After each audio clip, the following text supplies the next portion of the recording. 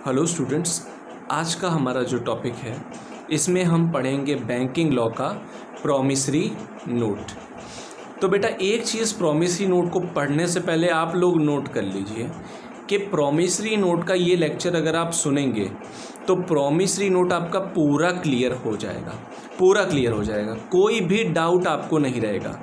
Promissory note आपका एकदम तैयार हो जाएगा। लेकिन आप लोग बस ध्यान से सुनते रहिए, हो सकता है शायद लेक्चर थोड़ा सा लंबा हो जाए, लेकिन बने रहिएगा, ठीक है। तो सबसे पहला point, promissory note is also known as pronote. तो पहला पॉइंट तो ये नोट कर लीजिए कि प्रॉमिसरी नोट को क्या कहा जाता है। प्रॉमिसरी नोट को प्रोनोट भी कहा जाता है, PRONOTE। प्रॉमिसरी नोट को क्या कहा जाता है बेटा? प्रोनोट भी कहा जाता है, ठीक है। पहला पॉइंट क्लियर है, okay. In local language promissory note is called as टीप और रुखा।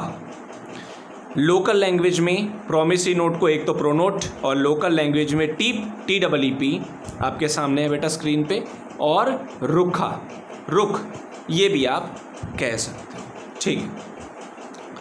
अब सवाल ये है कि प्रॉमिसरी नोट की डेफिनेशन कहाँ पे दी हुई है। तो प्रॉमिसरी नोट की डेफिनेशन आपको दी है section number 4 negotiable instrument act 1881 में। NI एक्ट 1881 में सेक्शन 4 के अंतर्गत आपको प्रॉमिसरी नोट को डिफाइन किया गया है कि प्रॉमिसरी नोट एक्चुअल में क्या है। तो इसकी डेफिनेशन लिखी है, ये आपके सामने है। Promissory note is an instrument in writing. तो पहला पॉइंट आपका जो बना, डेफिनेशन में से हमें तोड़ के पॉइंट्स बनाने हैं बेटा, ठीक है।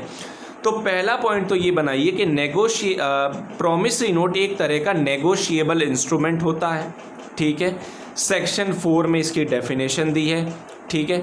ये एक ऐसा प्रॉमिसरी नोट, प्रोनोट यानी एक ऐसा इंस्ट्रूमेंट जो राइटिंग में होता है, ठीक है, यानी ओरली कभी भी प्रॉमिसरी नोट नहीं हो सकता है, ठीक है। अगला पॉइंट ये बना, not being a bank note और a currency note. Bank note, currency note आप जानते हैं, जो नोट आपके पास रहती है 10 रुपए का नोट, 20 रुपए का नोट, ये कोई प्रॉमिसरी नोट नहीं होता है, ठीक है। डेफिनेशन आपको दी है सेक्शन नंबर 4 में। पहला पॉइंट ये बना। दूसरा पॉइंट बना लिखित रूप में होता है। तीसरा पॉइंट बना कोई भी बैंक नोट या करेंसी नोट कभी भी प्रॉमिसरी नोट आप नहीं कह सकते। Is an instrument in writing containing N unconditional undertaking, okay. Instrument in writing 2 बार यहाँ रिपीट हो गया है, खैर। अनकंडीशनल अंडरटेकिंग यानी यहाँ पे किसी भी प्रकार की कंडीशन नहीं होगी, और अंडरटेकिंग का मतलब है जिम्मा उठाना, रिस्पॉन्सिबिलिटी लेना। अनकंडीशनली, बिना किसी कंडीशन के आप अंडरटेकिंग करते हो, आप रिस्पॉन्सिबिलिटी लेते हो। साइंड बाय द मेकर, जो प्रॉमिसरी नोट को बनाता है उसे हम कहते हैं मेकर। तो उस मेकर की सिग्नेचर होना प्रॉमिसरी नोट में बहुत ज़रूरी है। To pay a certain sum of money only to or to the order of a certain person or to the bearer of the instrument. इसका मतलब क्या है, क्लियर करते हैं। मेकर की साइन होनी चाहिए, यानी जो प्रॉमिसरी नोट बना रहा है उसकी सिग्नेचर यहाँ पे होनी चाहिए, ओके। कितना पैसा यहाँ पे पे किया जाएगा प्रॉमिसरी नोट के द्वारा? Certain sum of money. Certain sum of money यानी कुछ रकम होनी चाहिए, 1000 रुपये, 2000 रुपये, 5000 रुपये, 10,000 रुपये लिखना है आपको, कितनी रकम दे रहे हैं। और ये पैसा आप किसको दे सकते हैं प्रॉमिसरी नोट के द्वारा? सर्टेन पर्सन, किसी पर्टिकुलर व्यक्ति को दे सकते हैं, यानी उस व्यक्ति का नाम लिखा होना चाहिए, mister A, mister B, mister C, D, जिसको भी आप लिख रहे हैं। या फिर bearer of the instrument. Bearer of the instrument का क्या मतलब होता है? किसी भी व्यक्ति को, बियरर यानी कोई भी व्यक्ति, जैसे बियरर चेक होता है बेटा, किसी भी व्यक्ति के हाथ में अगर वो चेक आया तो वो पैसा निकाल सकता है चेक का यूज़ करके। उसी तरह से प्रॉमिसरी नोट क्या बियरर को लिखा जा सकता है? बियरर को भी लिखा जा सकता है। कौन लिख सकता है ये आगे अभी डिटेल में बता दूंगा। तो प्रॉमिसरी नोट में कौन कौन से पॉइंट क्लियर हुए बेटा? पहला, ये एक इंस्ट्रूमेंट है। दूसरा, ये नेगोशिएबल इंस्ट्रूमेंट है जो लिखित रूप में है। तीसरा पॉइंट, कोई भी बैंक नोट, करेंसी नोट, 10 रुपये का नोट, 20 रुपये का नोट, ये प्रॉमिसरी नोट में नहीं आता है। अगला पॉइंट, लिखित रूप में होना चाहिए। इसमें आप जिम्मा उठाते हो, अंडरटेक करते हो, अनकंडीशनली, कोई कंडीशन नहीं होती है। मेकर का साइन होना ज़रूरी है। सर्टेन सम ऑफ मनी, यानी एक रकम होती है 10,000 20,000, सर्टेन पर्सन को दिया जाता है, प्लस बियरर के लिए भी प्रॉमिसरी नोट हो सकता है। ठीक है, अब इसका एग्जाम्पल देखते हैं बेटा। यहाँ पे illustration, I promise to pay B और ऑर्डर ₹500। अब मेरा आपसे सवाल है कि यहाँ पे जो एग्जाम्पल दिया है क्या ये एक प्रॉमिसरी नोट है या नहीं। तो देखिए बेटा, यहाँ पे सर्टेन पर्सन का नाम दिया है, तो हाँ दिया है। आई प्रॉमिस टू पे बी, यानी बी को मैं प्रॉमिस कर रहा हूँ कि मैं ₹500 दूंगा। ठीक है, तो यहाँ पे सर्टेन पर्सन का नाम दिया होना चाहिए। आप डेफिनेशन देखिए, सेक्शन 4 में डेफिनेशन में क्या कहा गया था बेटा कि सर्टेन पर्सन का नाम होना चाहिए। ये देखिए यहाँ पे लिखित रूप में होना चाहिए। लिखित रूप में वहाँ दिया है, एग्जाम्पल में है, लिखित रूप में है। और सर्टेन सम ऑफ मनी, ठीक है, सर्टेन सम ऑफ मनी देना है। सर्टेन सम है ना, यहाँ पे दिया है 500 रुपये, क्या होता है सर्टेन सम। सर्टेन पर्सन भी है बी, तो ये एक तरह का प्रॉमिसरी नोट होता है। ठीक है, अगला आपको दिया है, I acknowledge myself to be indebted to be in ₹1000 to be paid on demand for value received. अब बेटा यहाँ पे जो एग्जाम्पल दिया है आपको बी वाला, इसमें ये दिया है कि मैं एक्नॉलेज करता हूँ। आप ये चीज़ एक्नॉलेज कर रहे हो कि हाँ बी ने आपको पैसा दिया है, लेकिन एक्नॉलेज करने के साथ साथ आप ये भी कह रहे हो कि हाँ जब डिमांड आएगी तब मैं ₹1000 पे कर दूंगा। ठीक है, तो क्या ये प्रॉमिसरी नोट है? बिल्कुल प्रॉमिसरी नोट है। बी का नाम दिया है, बिल्कुल दिया है। सर्टेन सम दिया है, 1000 रुपये सर्टेन सम है ना, एक बताई गई है ना रकम आपको कि 1000 10,000 जो भी है, इसे प्रॉमिसरी नोट के तौर पे ट्रीट किया जाएगा। ठीक है, अब आगे देखते हैं बेटा इसको, प्रॉमिसरी नोट और रिसिप्ट। अब यहाँ पे एक एग्जाम्पल आपको दिया है, और यहाँ पे डॉक्यूमेंट एक है। सवाल ये है कि क्या ये एक प्रॉमिसरी नोट है या फिर ये एक रिसिप्ट है। तो देखते हैं एग्जाम्पल को। On 7 March 2005 I have borrowed ₹5,000 from B, I will repay in 6 months। Okay, यहाँ पे डॉक्यूमेंट में क्या लिखा है कि मैंने 7 मई को 2005 को 5 लाख रुपए बी से लिए थे और 6 महीने के अंदर अंदर मैं बी को ये पैसा लौटा दूंगा। अब सवाल ये है कि क्या ये प्रॉमिसरी नोट है या ये सिर्फ और सिर्फ एक रिसिप्ट है। ठीक है, तो बेटा यहाँ पे क्या ये प्रॉमिसरी नोट है या नहीं, तो इसका जवाब क्या लिखा है यहाँ पे, this document was not held to be a promissory note by the court. Court के सामने सवाल आया, यहाँ पे क्या लिखा है, 7/5/2005 को मैंने पैसा लिया है बी से 5 लाख रुपए और मैं ये पैसा 6 महीने के अंदर लौटा दूंगा। ये एक प्रॉमिसरी नोट नहीं है। क्यों नहीं है अभी मैं आपको बताता हूँ। देखिए यहाँ पे क्या लिखा है बेटा, this document only acknowledge the fact that the defendant has received the sum of 5 lakh.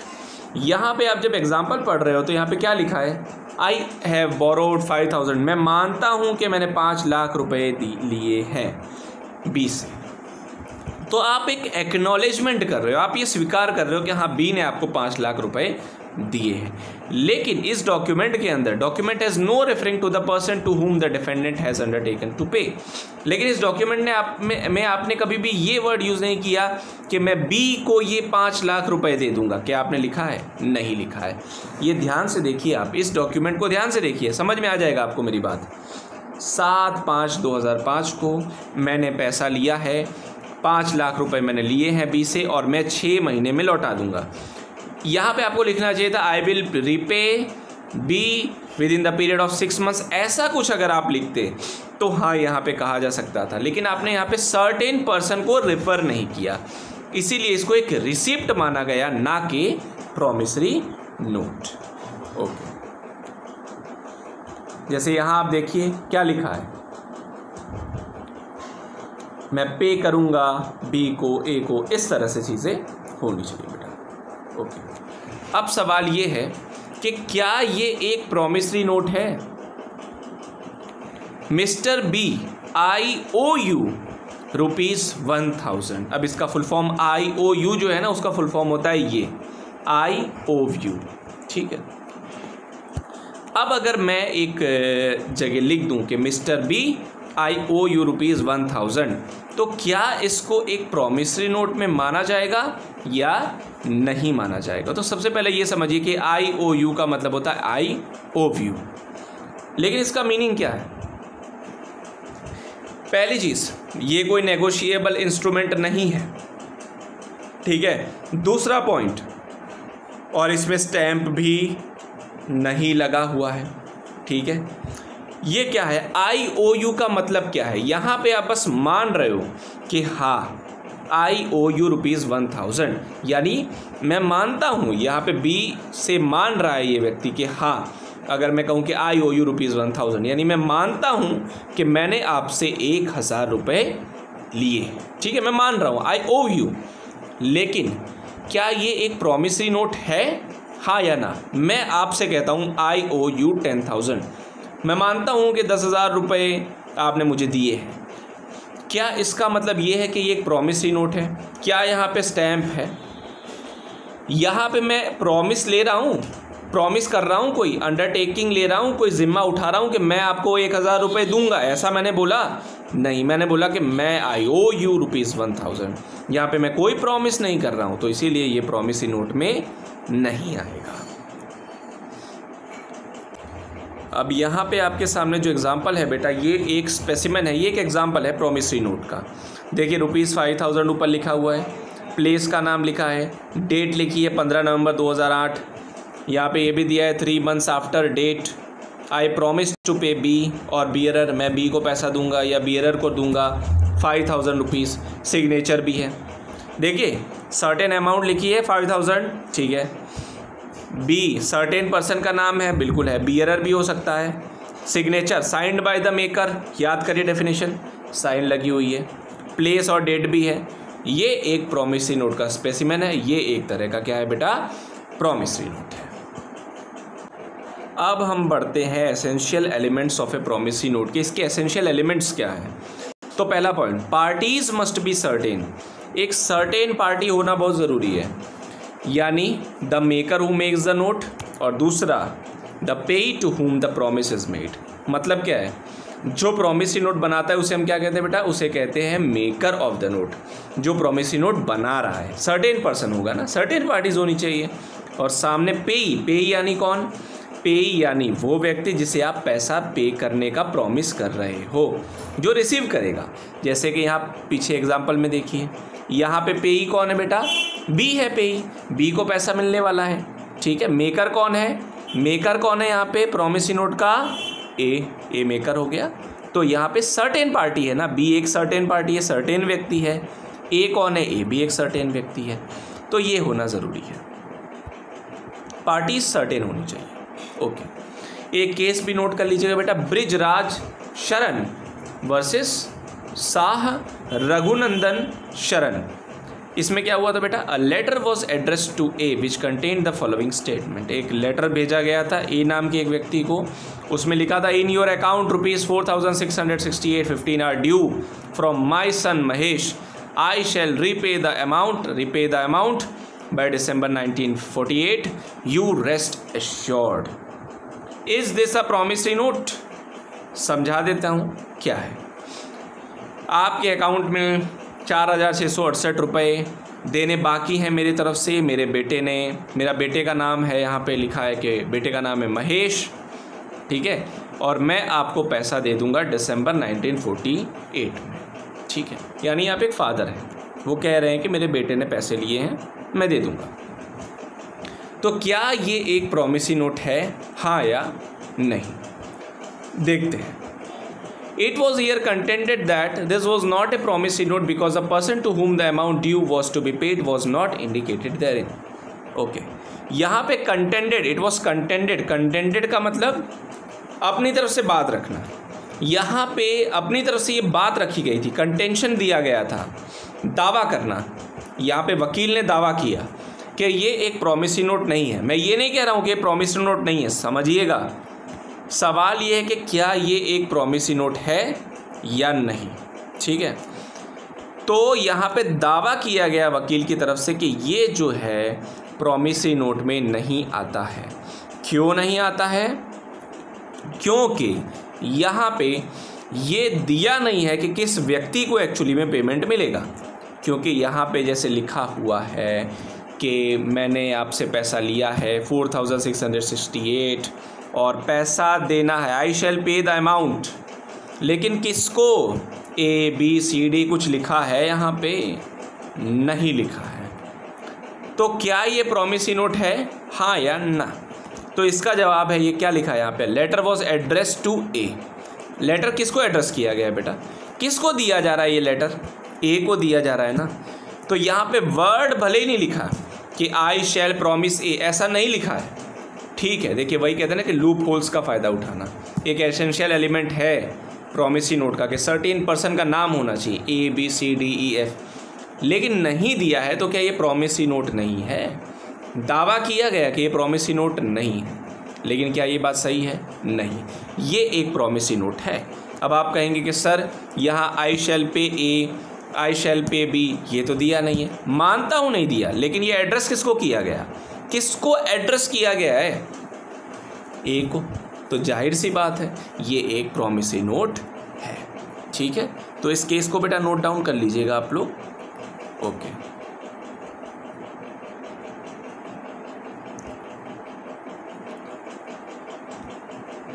तो यहाँ पे वंचू CJ जो भी थे, इन्होंने हेल्ड कर दिया कि ये एक प्रॉमिसरी नोट है। तो यहाँ पे वही चीज़ें जो मैंने समझाई हैं वही हैं ये सब, ठीक है। यहाँ पे वही चीज़ें हैं, ओके। अब हम आगे बढ़ेंगे। अब सवाल ये है कि मेकर हिमसेल्फ द पेई, इसका क्या मतलब है बेटा? मेकर हिमसेल्फ द पेई, यानी जो प्रॉमिसरी नोट जो व्यक्ति बना रहा है, क्या वो अपने नाम पे प्रॉमिसरी नोट बना सकता है? बात समझिए, मतलब मैं अगर एक प्रॉमिसरी नोट बनाता हूँ तो मैं मेकर हुआ, और पेई कौन होगा? ABCDEFGHIJKL, कोई भी हो सकता है ना, किसी को भी मैं पेमेंट कर सकता हूँ। लेकिन क्या मैं एक ऐसी प्रॉमिसरी नोट बना सकता हूँ जिसमें मेकर भी मैं हूँ और पेई भी मैं हूँ, यानी मैं खुद को पैसा देने की प्रॉमिस कर रहा हूँ, यानी आई प्रॉमिस टू पे माई सेल्फ। क्या ये एक प्रॉमिसरी नोट है? तो इसका जवाब है नहीं, यानी मेकर और पेई दोनों एक ही व्यक्ति नहीं हो सकते, ठीक है बेटा। कैन मेकर हिमसेल्फ द पेई, क्या मेकर और पेई एक ही व्यक्ति हो सकता है? क्या मैं खुद को वादा कर सकता हूँ कि हाँ मैं खुद को पैसा दूंगा इस डेट को? ऐसा हो सकता है? नहीं हो सकता, ठीक है। ये एक प्रॉमिसरी नोट नहीं माना जाएगा, ओके।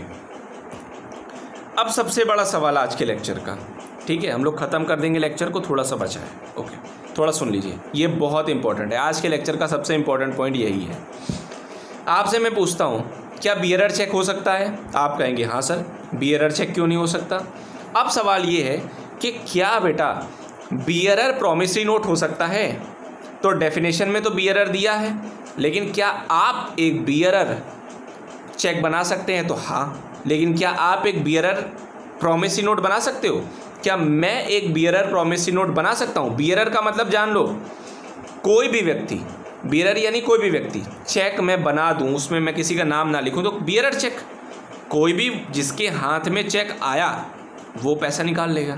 लेकिन क्या बियरर प्रॉमिसरी नोट हो सकता है? तो इसका जवाब है हो सकता है, बियरर प्रॉमिसरी नोट हो सकता है, क्योंकि डेफिनेशन में दिया है मतलब होगा। लेकिन क्या आप प्रॉमिसरी नोट बना सकते हो? बियरर मैं बना सकता हूँ, मैं A नाम के व्यक्ति को पैसा देने के लिए प्रॉमिसरी नोट बना सकता हूँ, B नाम के व्यक्ति को पैसा देने के लिए प्रॉमिसरी नोट बना सकता हूँ, लेकिन क्या बियरर प्रॉमिसरी नोट मैं आप कोई भी बना सकता है? इसका जवाब है नहीं बना सकते। ये क्यों नहीं बना सकते? देखिए, सेक्शन 4 की डेफिनेशन पढ़ के हमें पता चलता है कि हाँ पेएबल टू बियरर हो सकता है, ठीक है, लेकिन क्या आप मैं हम लोग बियरर बना सकते हैं? तो इसका जवाब दिया है सेक्शन नंबर 31(2) RBI एक्ट 1934 में। आरबीआई एक्ट 1934 का सेक्शन नंबर 31 का क्लॉज 2 कहता है कि सिर्फ और सिर्फ सेंट्रल गवर्नमेंट और आरबीआई यही दो वो हैं जो एक बियरर प्रॉमिसरी नोट बना सकते हैं। तो सवाल क्या था कि आप बियरर प्रॉमिसरी नोट बना सकते हैं? क्या मैं बियरर प्रॉमिसरी नोट बना सकता हूं? इसका जवाब है नहीं बना सकते। कौन बना सकता है bearer promissory note? Central government और आरबीआई। बियरर चेक आप बना सकते हो, बियरर चेक मैं बना सकता हूं, लेकिन बियरर प्रॉमिसरी नोट नहीं बनाया जा सकता है। सेक्शन 31 क्लॉज 2 आरबीआई एक्ट 1934 में। ठीक है बेटा, तो ये तैयार कर लीजिएगा सेक्शन 4। ओके, अब प्रॉमिसरी नोट का आगे का हम अगले लेक्चर में देख लेंगे।